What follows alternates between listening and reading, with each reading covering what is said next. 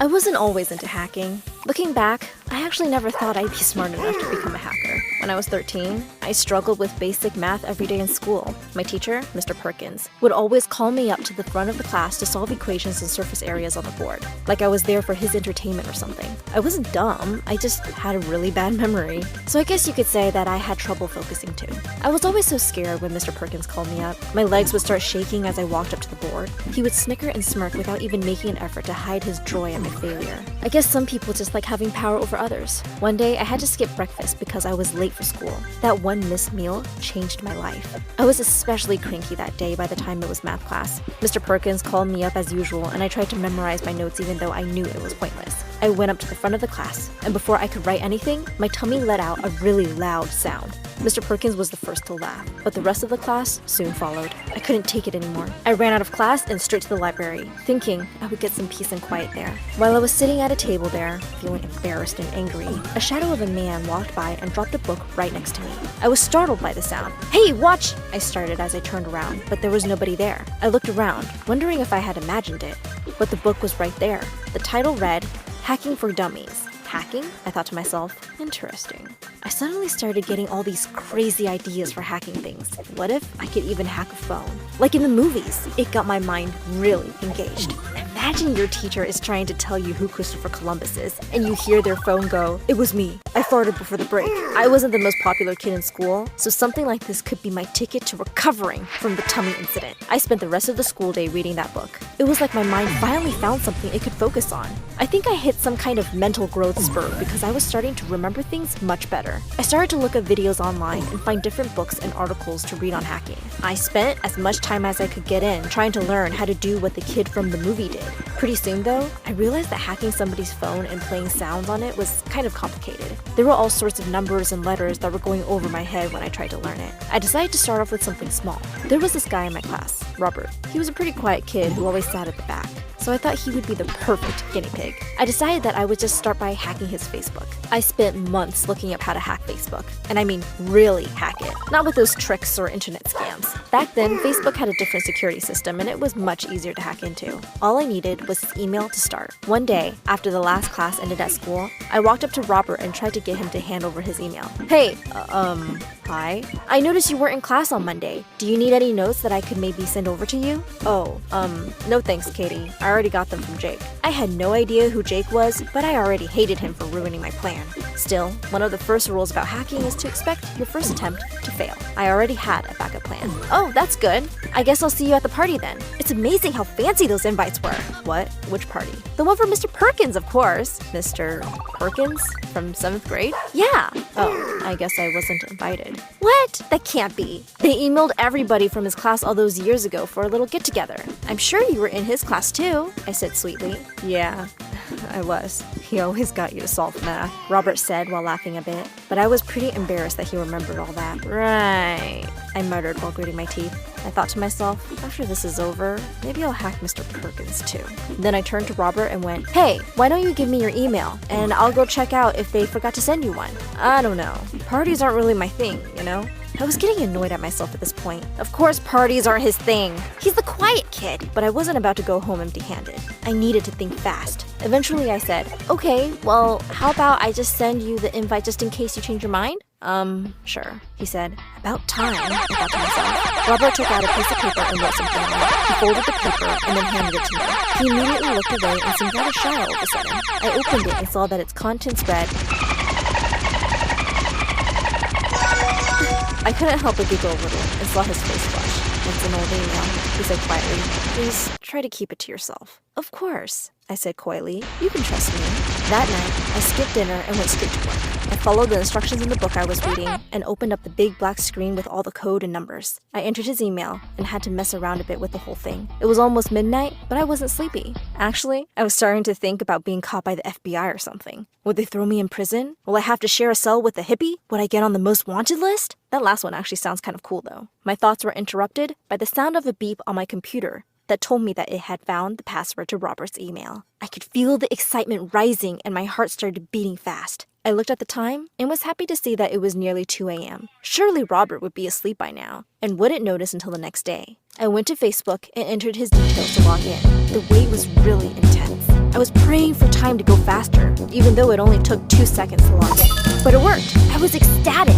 I took a second to look at my handiwork as I stared at Robert's profile from his own account. This isn't just some scam that you pulled off. I told myself, this is the real deal. I looked through his messages and I was amazed at the conversations he was having with people. Robert was talking to people with doctor in their names. I checked out the profiles of these people and they were teachers and lecturers at some really fancy colleges around the world. It sounded like some sort of genius talking to them about science and computers and stuff.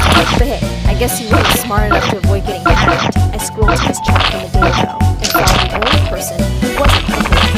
It was this young girl our age who was according to her Facebook profile. I read her messages and one thing became apparent. She was Robert's girlfriend. This guy really spoke excited at having this power over somebody. I could text any of these people and they think it was him. I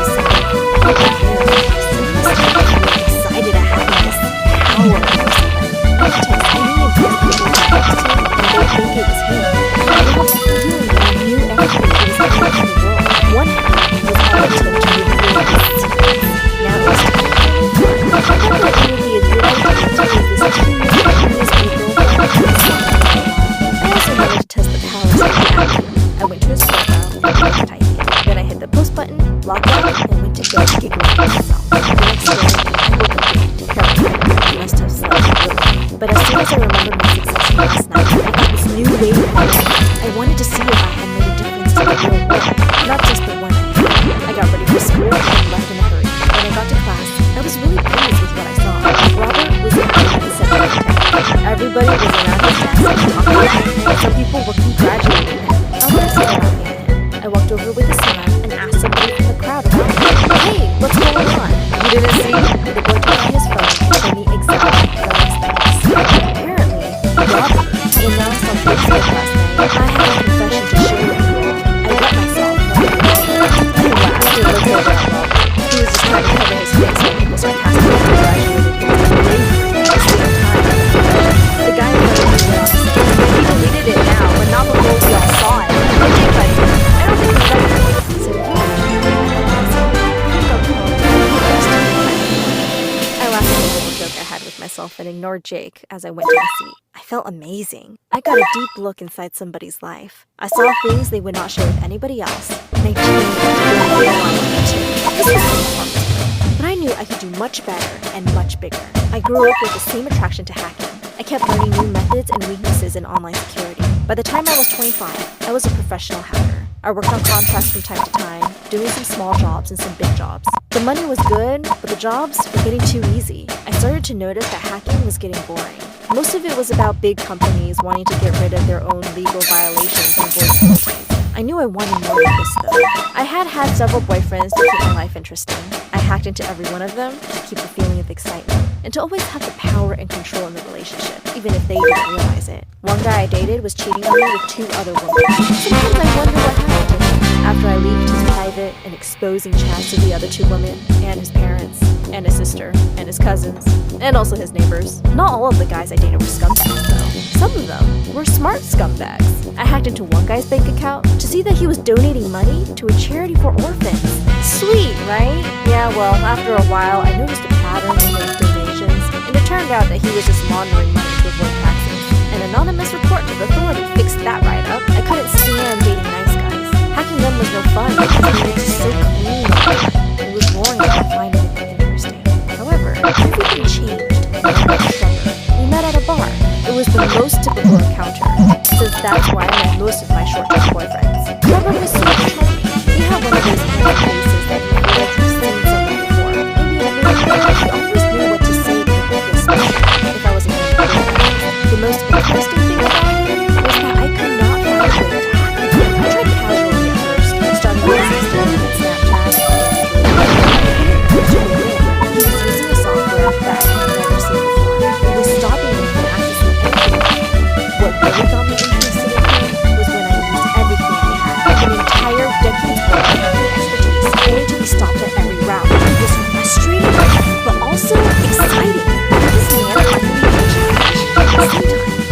super afraid of him. He claimed to be a divorced man, but there was no information on any of before 2016 when he got married. He was friendly and nice on the surface, but everything about his account was secured by the hand of the profession.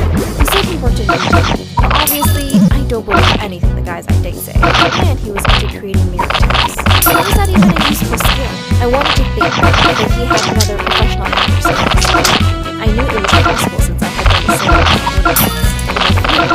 What if he said that he security myself? I had to know what he was hiding. In our first 2 weeks of dating, which was already longer than most of my lives, we tried to get to know each other. He asked about me and my hobbies, and I asked about his presence online. I wanted to see if he could give me something I could use to hack him. I knew I couldn't just ask him about security because he would want to know why I was hacking him in the first place. Too many complications. The only thing I could confirm about him was his ID details, and even a simpleton like that would check if it was legitimate. I needed to know something he did not show me the world. He was rich that he just couldn't scratch. Another break came on one month anniversary. He arranged for a date night at this fancy new restaurant that everybody around town was hyping about. He was assured that he managed to get a seat at the dinner time. I was expecting the night to go as usual, but I would have to act like I had fun. But really, I just wanted to have a smooth talk. We had a nice meal, and when it was time to order dessert, he went with chocolate and I ordered a slice of cake. When the waiter left to get our order, Trevor put up a serious look and said, "I think it's time I told you something." My eyes flashed and I listened even more intently as he went, "I haven't been completely honest with you." I nodded my head so he could go on. "You see, I know I've told you that I'm a divorced man, but what you don't know is I took her last name when we separated. I kept it.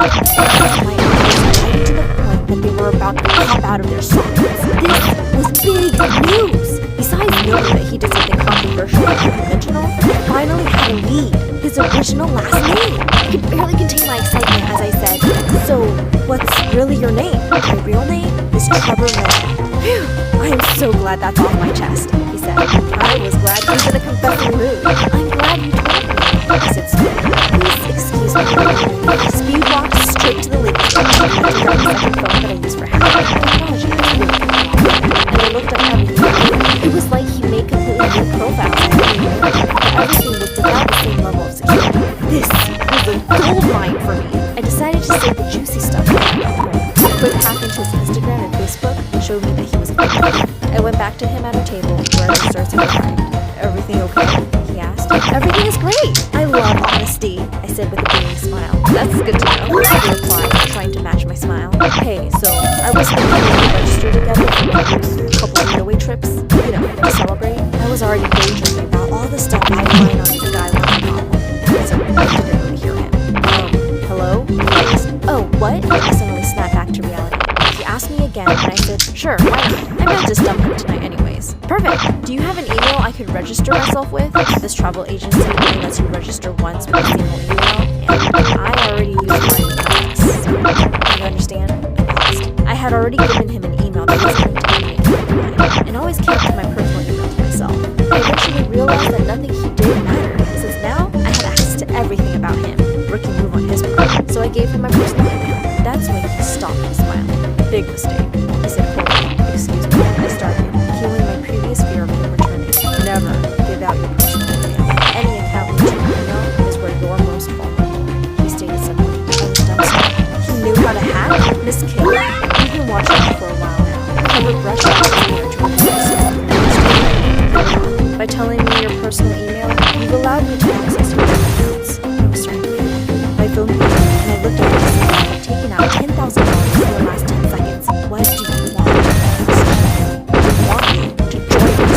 "What?" I said as my phone beeped again, and I saw that the $10,000 had returned. I looked intently at Trevor as he said, "We are a team of hackers in wrongdoing services, and we are in need of somebody with your particular skills. You could work from the shadows and use your powers to make a real difference." So, like, I asked, feeling that's what you almost exactly like that. Trevor said that my phone $20,000 had been transferred to my account. I gasped. "There's plenty more where that came from," Trevor started. "You're talented at getting people to talk, but a little too emotional. You let your excitement cloud your judgment when I told you my real name. We need to send you out into the field. You can't make these mistakes there. So, you guys can Trevor nodded. "So, now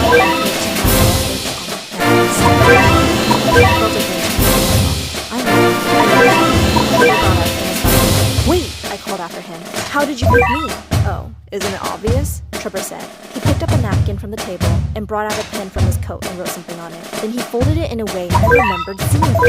He placed the napkin on the table and walked out. I unfolded a part of the napkin to see that he had written his name inverted.